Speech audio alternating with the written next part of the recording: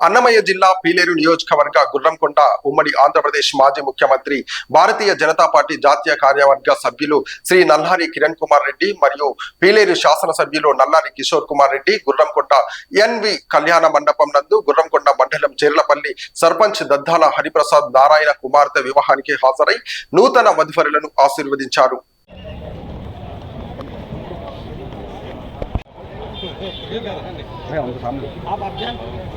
जरा सामने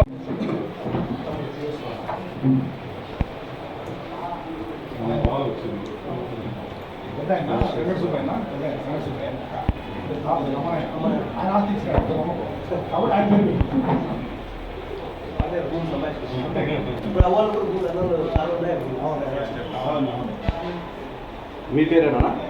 అదేనా మీ పేరేనా ఇద్దరు హరిలే